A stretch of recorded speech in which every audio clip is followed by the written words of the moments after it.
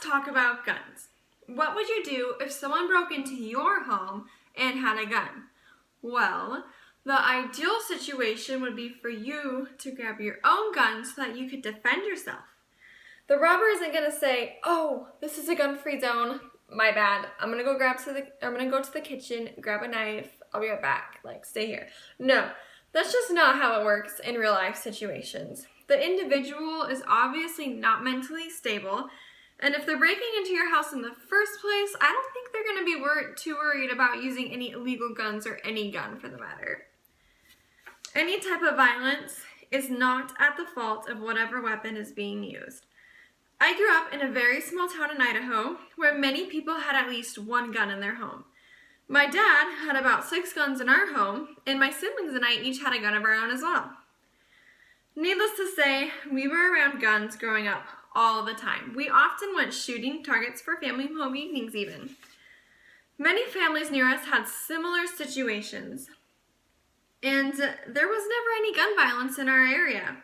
There weren't any shootings, yet many politicians will say that guns are the issue regarding any shootings or violence with guns.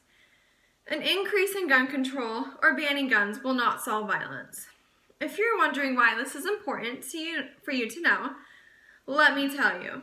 Violence happens every day, and you might think it would never happen to you. However, it can happen anywhere. We need to be aware of the root causes of violence and how we can overcome it. It is also important to be aware of our amendment rights and what is not going to change violence. Today, I am here to state that guns are not the issue in violence. People are.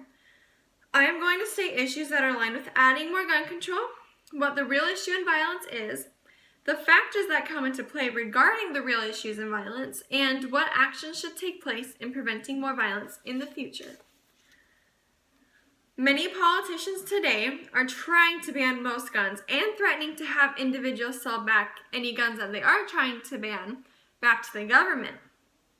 Some of the politicians who are on board with both or either of these measures are Elizabeth Warren, Kamala Harris, Bernie Sanders, and Beto O'Rourke. Now, some basic gun control measures are really good to have. However, more control over guns is not the answer. What these individuals and many others fail to realize is that banning guns or limiting the types of guns that people can buy will not keep criminals from getting guns. Look at how banning drugs has gone. People will still find a way to buy and use drugs illegally. They don't care that there are laws against drug use. The same goes for criminals. They will still find a way to get drugs and use it. Or find a way to get guns and use it. As of June this year, 94% of mass shootings have been in a gun-free zone, according to crimeresearch.org. And criminals will find resources to get what they want. Also, something else to know is that the right to bear arms is an amendment we as citizens of the United States have, and banning guns would be violating that right. Guns don't kill people, people kill people. Something does need to be done about the violence, though. So if gun control isn't the issue, then what is? Mental health. I think it is also important to state that if someone is suffering from a mental illness, that doesn't make them dangerous. What is important to decipher is when individuals suddenly act withdrawn, odd, and strange out of nowhere. It is important to assess the person and their mental state so they can get the help they need before things escalate and anything bad happens. There was a shooting recently at a high school in this town that I live in, Santa Clarita, and one of the things was he was a student and he had some mental health issues. He was a student body president, he had a girlfriend, and so many things. But a few weeks before the shooting happened, he had been acting withdrawn and different, and people didn't take it seriously, and they should have. They still don't know exactly the motives, but what we do know is that he had some mental health issues. Again, not saying that everyone who deals with mental health issues are dangerous. I'm just saying that we need to be aware of those red flags. Anyone who commits a crime has some form of mental illness, in my opinion. They may be aware that what they are doing is wrong, but they are not mentally stable. No mentally stable person would do something so awful if they were mentally healthy. We see mental health issues today more than ever. If violence is rooted in mental health, what factors play in someone becoming so mentally ill to perform a violent action? According to medline.plus.gov, trauma can play a huge part. This is why it is so important to make sure people get help to cope and deal with trauma correctly. High stress can also play a factor in mental health issues.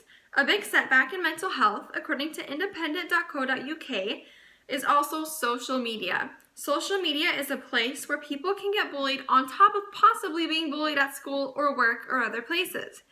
Social media can be a dark and depressing place if not used in a healthy way. Violent video games, movies, and pornography also impact an individual's mental health. These sources of violent media are distorting and shaping people's thoughts. In an article about the topic, it stated, "The majority of studies have shown that extensive exposure to media violence is a risk for aggressive thoughts, feelings, and behaviors." How can we address the mental health and prevent violence? First, make sure those who are suffering from mental health issues are getting the proper treatment needed. Second, make sure individuals who have trauma heal properly and get help if and when needed. Thirdly, talk with kids about proper and healthy uses for social media. Also talk to kids about bullying and make sure they aren't bullying others in school. Lastly, make sure children and teens aren't overexposed to violence and limit the time that they spend playing video games.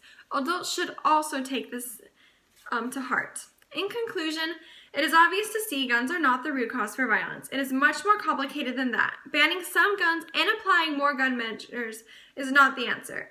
Criminals will always find a way to get guns or other weapons to hurt people. As you can see, mental health stability is a major issue in this society. Gun control will not prevent violence. The sooner you see that, the sooner we can focus on the cause and take the action needed. What each of us can do is educate others on the matter and take the list of preventative measures for mental health to heart that I mentioned earlier. This is where we need to start in decreasing violence.